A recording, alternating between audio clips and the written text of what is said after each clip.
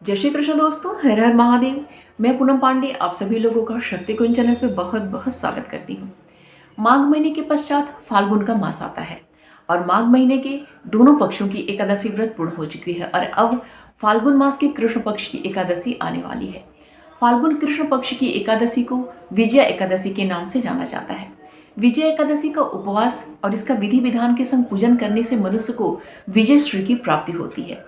इस एकादशी का उपवास करने से मनुष्य के पूर्व के पाप और वर्तमान के जो पाप होते हैं वो समस्त प्रकार के पापों का नाश कर देती है। भगवान श्री रामचंद्र जी ने इसी व्रत के प्रभाव से लंका पे उन्होंने विजय प्राप्त किया था। लंका पे विजय प्राप्त करने से पूर्व भगवान श्री रामचंद्र जी ने विजय एकादशी का व्रत का उपवास किया था और विधि विधान के संग पूजन अर्चन किया था, जिसके प्रभाव से उन्होंने लंका पे विजय प्राप्त की और समस्त प्रकार के राक्षसों का संहार किया था। तो आज इस वीडियो में हम लोग जानेंगे 2025 फाल्गुन मास के कृष्ण पक्ष की विजय एकादशी के व्रत के बारे में। विजय एकादशी का उपवास मनुष्य को समस्त क्षेत्रों में विजय दिलाने वाली है। इस एकादशी के प्रभाव से मनुष्य के जो गुप्त शत्रु होते हैं उसका भी नाश होता है।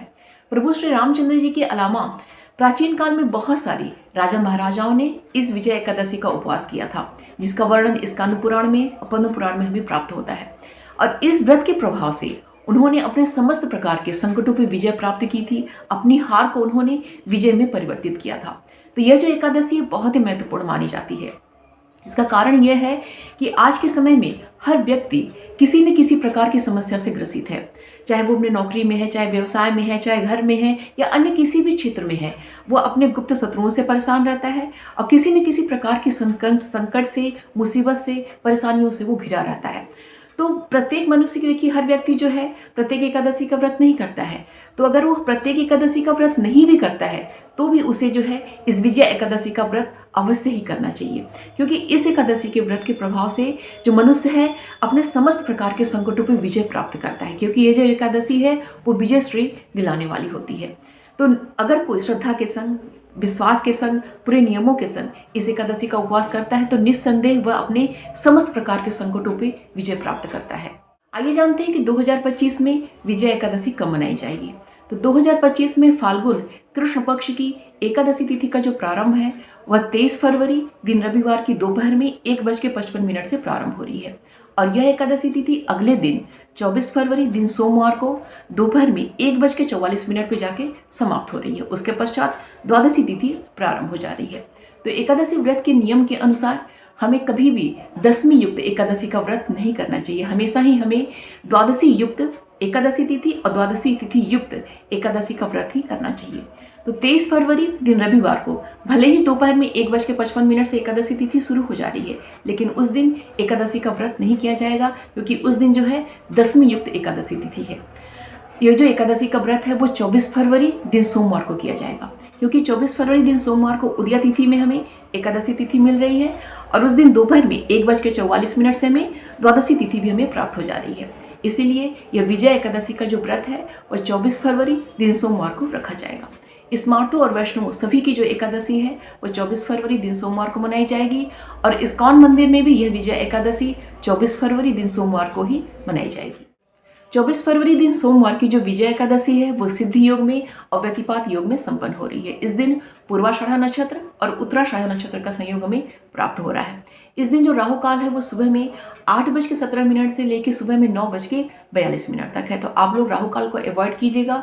राहु काल में व्रत का संकल्प मत लीजिएगा, चौकी की स्थापना और कलश की स्थापना आदि मत कीजिएगा। जो पूजा की विधि है उसका मैं वीडियो आप लोगों के संग आगे मैं शेयर करूंगी। इस एकादशी व्रत का कथा पढ़ने और सुनने से वाजपेयी यज्ञ का फल हमें प्राप्त होता है।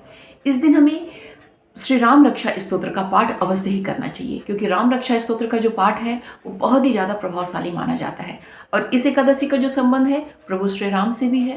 तो श्री राम रक्षा जो स्तोत्र है वह समस्त प्रकार की विपत्तियों का नाश करने वाला माना जाता है।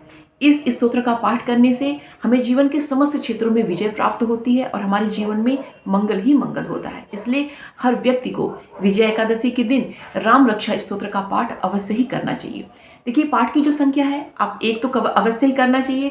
अगर आपके पास समय है तो आप एक से ज़्यादा भी इस स्तोत्र का पाठ आप कर सकते हैं।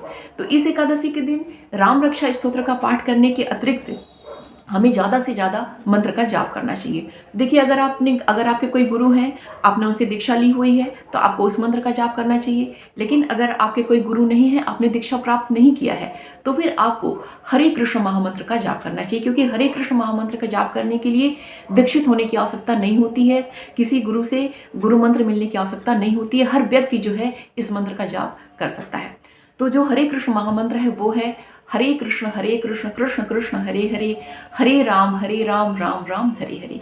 इसलिए आप लोग इस मंत्र का ज़्यादा से ज़्यादा जाप कीजिएगा और हर व्यक्ति इस मंत्र का जाप कर सकता है। इसके अलावा, इस मंत्र के अलावा अगर आप किसी दूसरे मंत्र का जाप करना चाहते हैं, जैसे कृष्णाय वासुदेवाय हरे परमात्मने प्रणतः क्लेशनाशाय गोविंदाय नमो नमः, यह भी जो मंत्र है बहुत ही ज़्यादा प्रभावशाली माना जाता है। और इस मंत्र का जाप करने के लिए भी आपको दीक्षा की आवश्यकता नहीं है, किसी गुरु की आवश्यकता नहीं है। हर व्यक्ति जो है इन दोनों मंत्रों का जाप कर सकता है और ये दोनों ही जो मंत्र हैं बहुत ही ज़्यादा प्रभावशाली हैं। तो जैसे भी आपकी स्वेच्छा है उसके अनुसार आप जो है मंत्र का चुनाव करके ज़्यादा से ज़्यादा जो है मंत्रों का आप जाप कीजिएगा।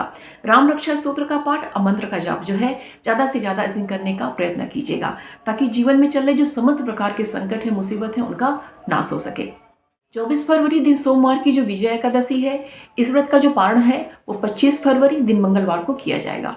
तो धर्म सिंधु कैलेंडर के अनुसार इस एकादशी का जो पारण मुहूर्त है वो 25 फरवरी दिन मंगलवार की सुबह में 6:50 से लेकर सुबह में 9:07 तक है। और इस्कॉन कैलेंडर के अनुसार इस एकादशी का जो पारण मुहूर्त है वो 25 फरवरी दिन मंगलवार की सुबह में 6:50 से लेकर सुबह में 10:39 तक है। तो आप अपनी सुविधा के अनुसार दोनों समयों को देखते हुए आप अपने व्रत का पारण अवश्य कीजिएगा, क्योंकि एकादशी का पारण जो है हमेशा पारण मुहूर्त में ही करना चाहिए, तभी जो है हमें एकादशी व्रत का पूर्ण जो लाभ हमें प्राप्त होता है। तो पारण मुहूर्त का हमें ध्यान अवश्य रखना चाहिए और हमेशा ही पारण मुहूर्त के अंदर ही हमें पारण अपना करना चाहिए। तो जो पूजा की विधि है उसका मैं आगे वीडियो आप लोग के संग शेयर करूंगी। तो उम्मीद करती हूँ कि यह वीडियो आप सभी के लिए बहुत ही हेल्पफुल होगा।